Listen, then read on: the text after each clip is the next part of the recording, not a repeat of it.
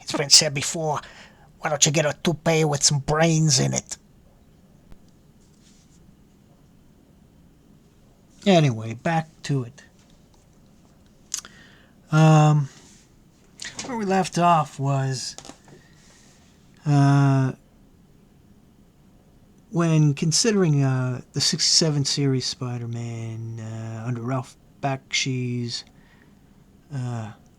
direction, we can't skip out on those amazing backgrounds that guys like Johnny Vita set up back in the day. They were really spectacular.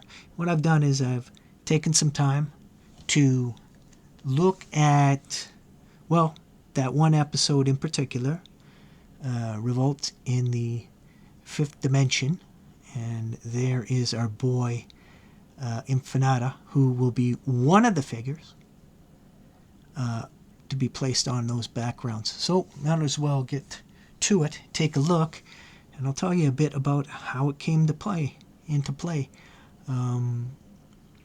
Really wasn't as much to it, but the results were pretty good. Let's check them out.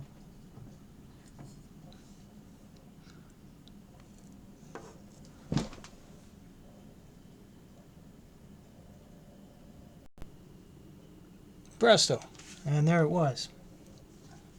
And this is acrylic on paper. This one is, let's see, we're talking 16 and a half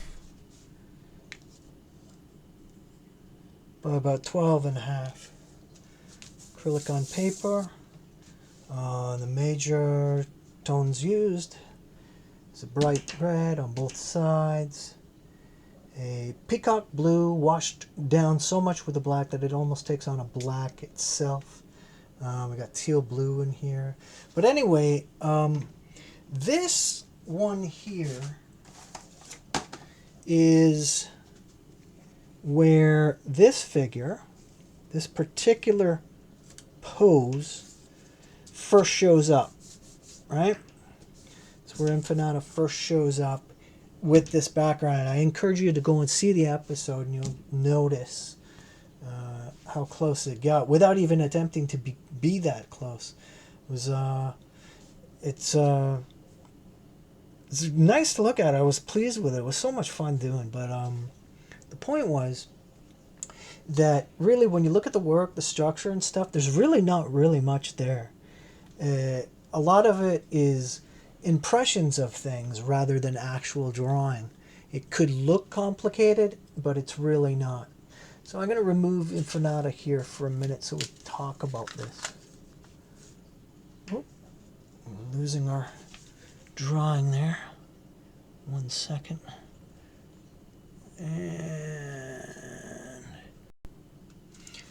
And so there you have it. Let's play with the light a bit and see what we can see. Let's put up some real brightness on there. Yeah, that's a bit much. Bring it down, bring it down.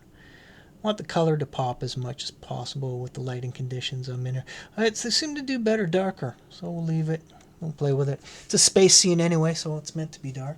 But anyway, let me get into it and explain what a simple breakdown.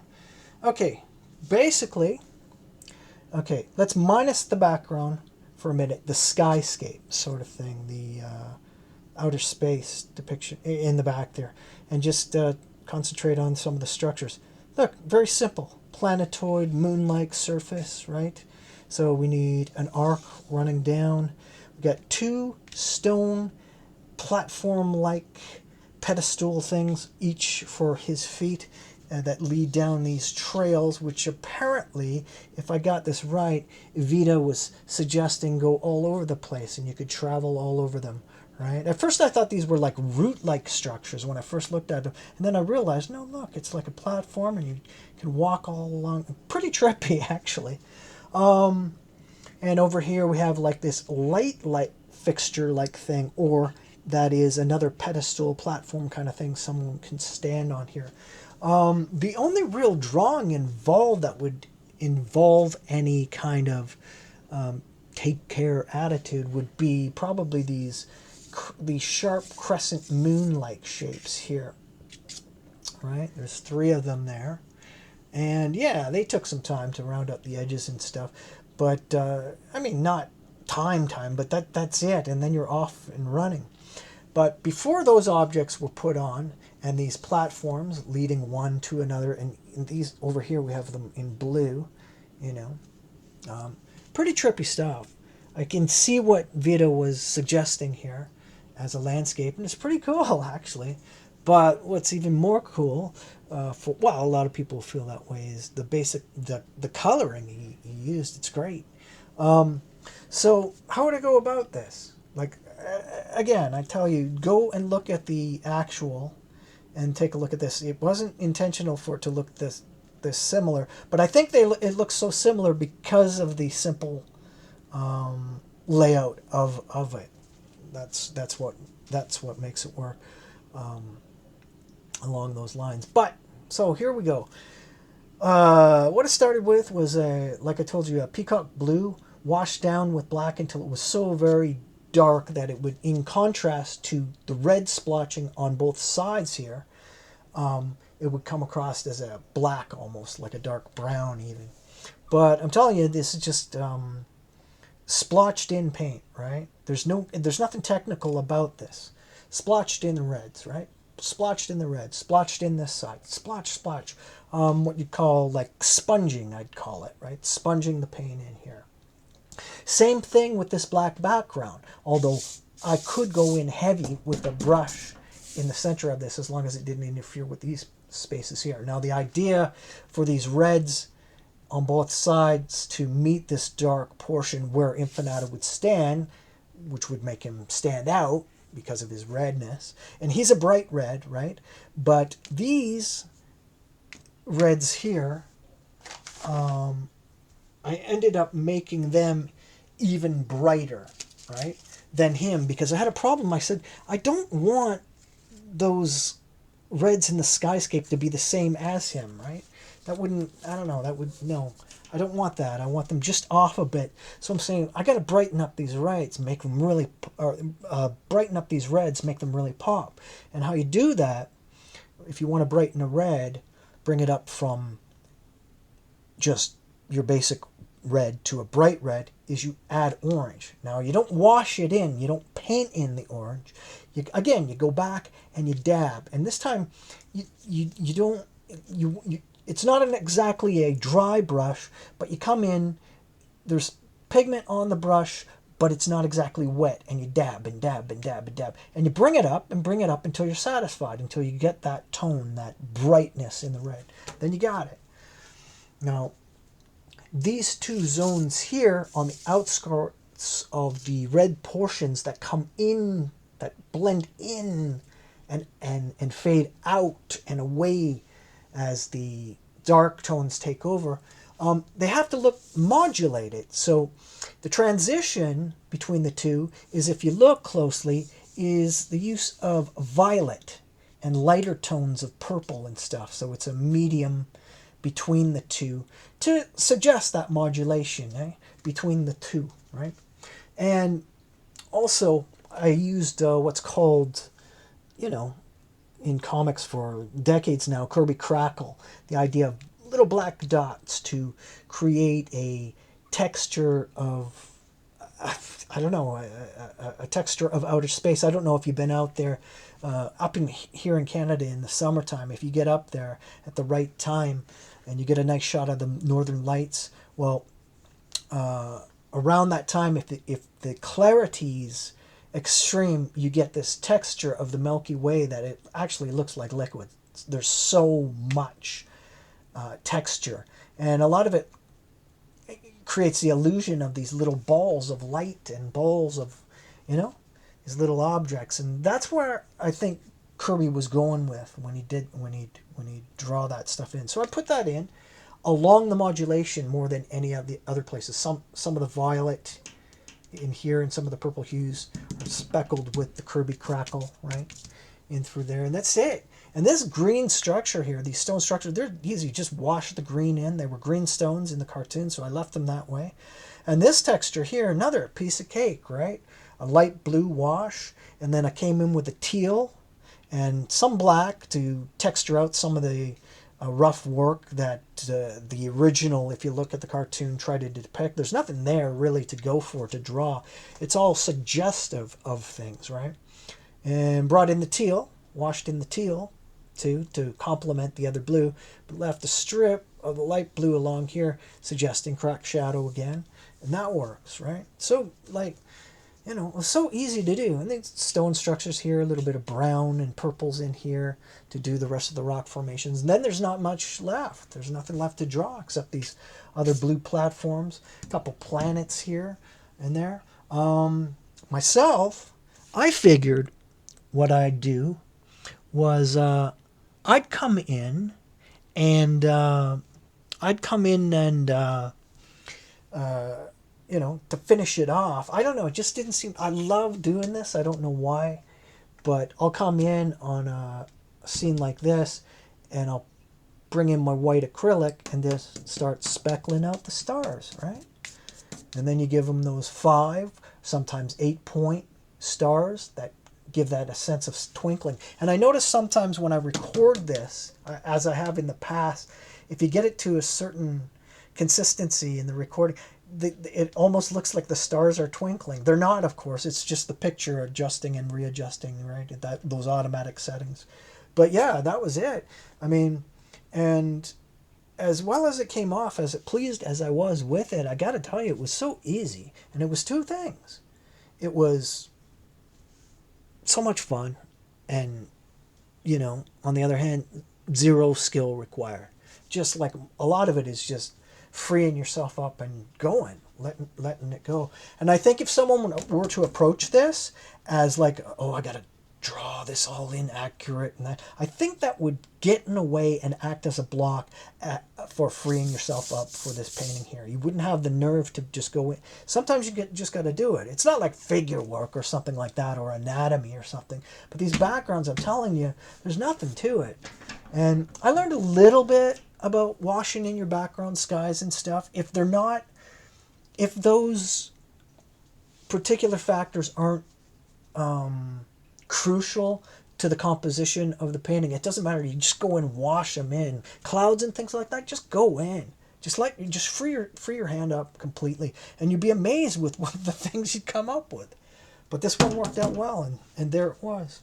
And as I said, it's the first scene where this figure, this particular pose of Infinata, comes into play. He's standing on these things, and he's, you know, what the hell's going, like wondering what the hell's going on and who's escaping, right? And it's that first scene. I don't think they show that background twice. They do show this pose, though, over and over again, right? But not this background scene. They put him on a different one where he's flying through space to get his ass out of there and stuff. So that's the first one.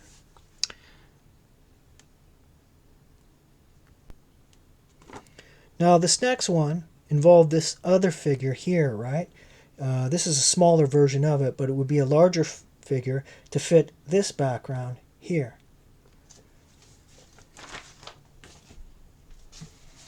Again, acrylic on paper. This one's quite heavy though with paint, and so I want to move through it before the weight of it loosens it from the table, right? From the board. So this one is like, let's see, oh boy. This is like 20 long by 13 and a half. And it's basically what you got there. And you know, sometimes you can, this is fun to do here, watch this. Go right, gradually bring this up.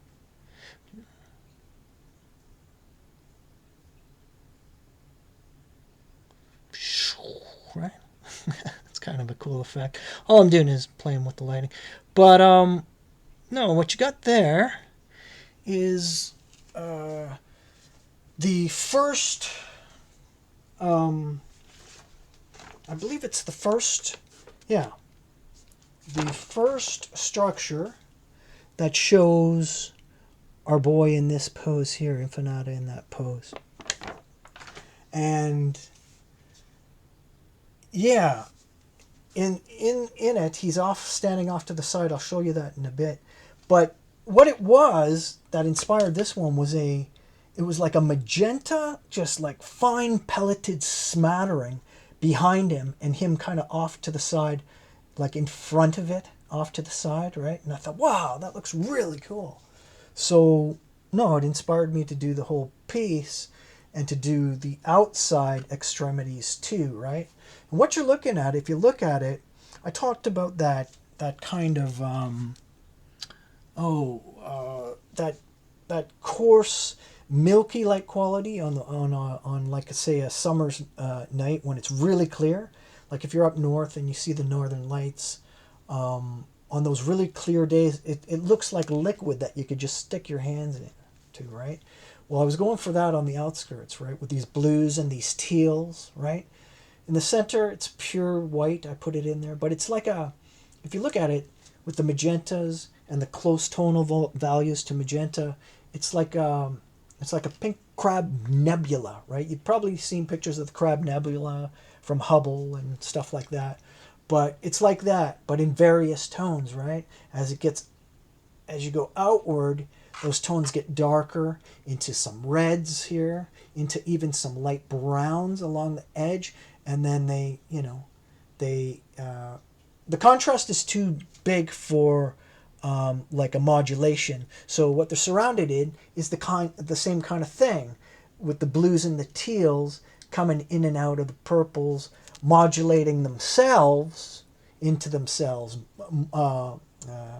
molding themselves into themselves. Some spots, right, of pure darkness on the outskirts of the nebula in black where the stars really stand out, right? And just all swirled in there, and just total fun. This was just total fun, layer upon layer. There's no technique in this. When you're doing structures like this, it's impulsive. It's, you got to free yourself up and not hold back and just let the stuff rip when it comes. It's not, I wouldn't call it expressionism. Like, I'm not trying to express something. It's what I'm trying to contain is already held within the colors themselves, if you get my meaning. It's the effect I'm going for, but then structuring it in, that's a different thing, I guess, with how the hand comes in. But what you're really looking at, you could, some would think it was like a stippling or a pointillism, but it's really not. It's just small blotches of paint going from one color, layering another color, etc., etc., etc., and keep working it in. And here you can even see there's like the idea of beams of light, blue light even coming from them. And same thing. I realized that it wouldn't be complete without, just a peppering of stars that went some far, some near, you know what I mean? And a few of them, let's see what we got there. 1, 2, 3, 4, 5, 6, 7, 8, 9, 10 of them, 11, with the sparkle on it, right? Either a 6-point or an 8-point star. Most of these are 8-point star, like 1, 2, and then directly this way, right? Right? You got the cross and then the X. That's what it is. It's an 8-point star or sparkle. Real simple rule. Comes off great, but when you pull away from them, what you're doing is like you're not really drawing them. The center is your bright point, and then you just pull away in whatever direction the point is going. You pull away, so it gives a thinning out, feel to the edge. Anyway, that's what it is. So the point was to get our boy up there too, and let's put some more light on there and see what happens here. To get our boy on there on his background. So let me play with that light again. I love doing that. Looks alive, you know what I mean? Like there's energy from within that just bursts out of it. It's kind of cool. That was just one of those things. It's a lucky outcome. But let's take a look at it with our figure on there.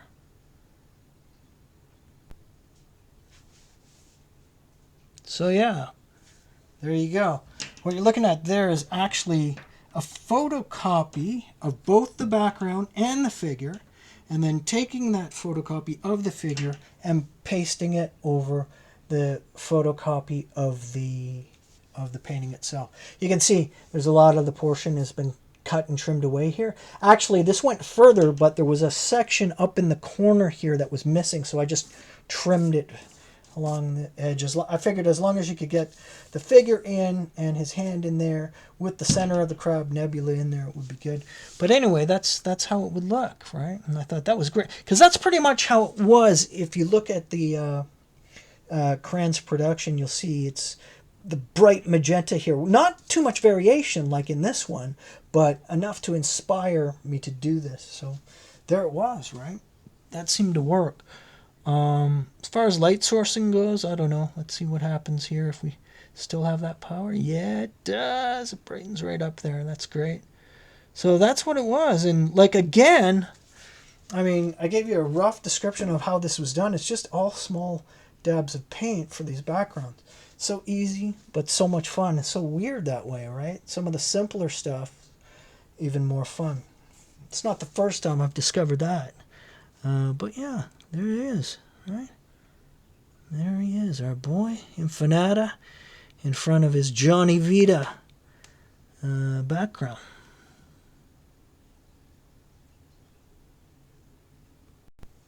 Tell you what, let me show you a couple of other small examples. Some, what is it, 8 by 11.5 of some acrylic on paper, just simple acrylic on paper.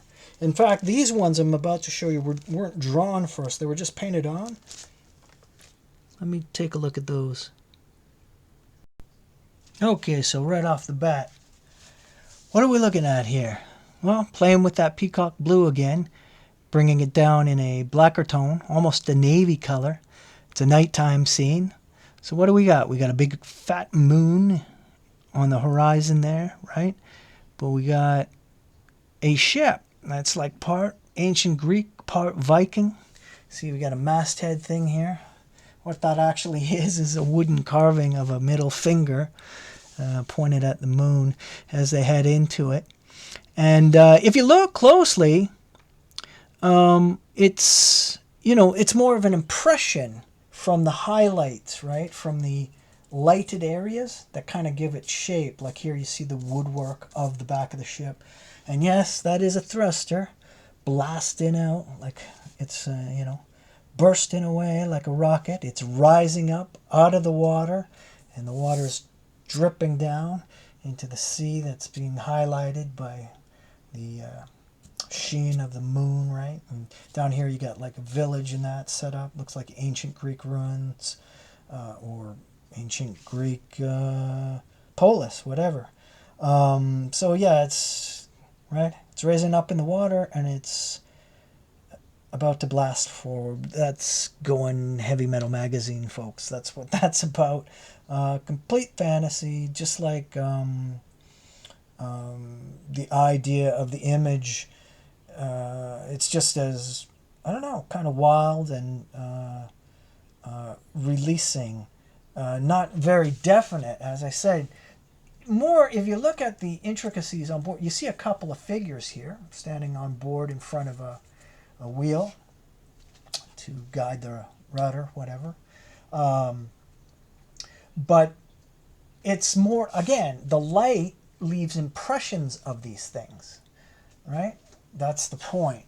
It's a dark scene, lit up in areas enough to show you the shapes and forms of things, the shapes and forms of the islands below, the shapes and forms of the ship structure itself, the shapes and forms of the masthead, of the sails, of the little guys, of the little quarters, the masts themselves, that sort of thing, right? So, yeah. Again, though, I'm going to tell you something. I did this and another one all in a matter of an hour. This stuff came together so quickly. But it's one of those things. There was conception concerning the ship, like creating that idea, but that happens like that. But whipping it off and putting it into play and actually working it in as a drawing, that took no time at all. So easy. All of this stuff, even the craters, these are just black marks and stuff. The illumination off the moon, around the circumference, same thing. The sparkles on the waves that give it that quality. Again, just little flecks of white on it. Like a lot of that stuff, I'm telling you, is so easy to render. Any changes I'd make? I was looking at this today and I thought, yeah, one of the changes I would make would be that on this moon, I'd put in another tone around the craters, maybe a blue wash that was similar to the sky, but a little bit different, so to show that it would be reflective. I'll show you what I mean in the next drawing. If you look at this moon, it's kind of like it blends the moon's the sky color with the moon, reflecting it off, and it looks better. So instead of just having the craters there, I think I'd like to wash in some color here, some values here. It's a little bit too sparse. That's easy to fix though. Let's try the light thing on this one. So we'll bring it right down and right, let's see. Here we go. Yeah, it works. Boom. Yeah, I love doing that. Anyway, there we go. That's the first one. But let's take a look at the other one for the structure or the texture of the moon. So here's the second shot. We got the ship itself closer to the moon's surface, right? Flying through the air, through the space with stars all around. See, again, impressions of the object illuminated by the light, in this case coming off the blaster in the back, right? Lighting up the part of the sails, right? And the moon surface lighting up the furthermost, the front of the ship and sails and the masthead and stuff, right? That's how that works, right? Giving off that light. But this is what I meant about adding some color wash into the structure of the moon itself. Yeah, I think that looks better, you know what I mean? So it's modulating to a dark portion of the moon, whereas the outskirts is giving that bright quality, right? Yeah, and so that's it. Again, if I showed you how fast this is rendered, you wouldn't believe it. There's no thought involved. You see all this texture and stuff, all this crater work? It's not, what I'm trying to tell you is, if you don't know, right? Some would, some wouldn't, but if you don't know, it's not a matter of drawing the stuff in. I'm telling you, it's just flecked in, fleck, round. Now, the one thing you might want to keep in mind when you're doing structures like this is that when you're putting in the craters, you want your ellipses, right, or your ovals to be all in sync. You don't want to draw in an ellipse this way and then do the other one this way. That's incorrect. It wouldn't be that way. It's a sphere, mind you, so your ellipses, if they're appearing one like that, they'll all appear like that, because basically they're supposed to be round, right? They're impact craters, right? But on that angle, if the ellipse is showing this way, then they all show that way. And you kind of have to, you know, unify them in various arcs. But that's about it. Same thing, you know. Washing a little close value to the blue, and then spackling in the stars there. I guess I could put a few more sparklies in there, but, you know, but that's it. It's just a simple thing, and this thing with acrylic on paper works pretty good. It's kind of fun. I mean, and it's something people can do on the cheap too. Oh, and these two are, you know, they're, if I didn't mention, they're 8 by 11.5s or whatever, binder size kind of pictures, whatever. They're to be used in an upcoming project, but I think before I do that, I will make my amends on this moon here, and maybe I'll make this this finger thing here a little clearer. It doesn't quite look enough like a hand. Right?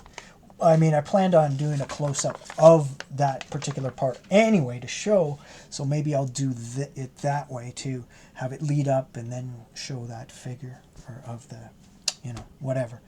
But that's it.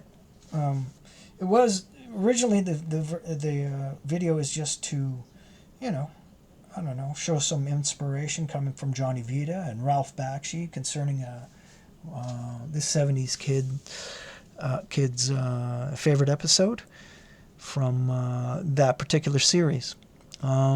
thanks for joining, and stay tuned. There'll be a bit more coming up. We're coming close to the end of the year again, so we'll have some things to show you. Things that have been recently completed and things that are underway. And maybe even a chronology or two too. We'll see.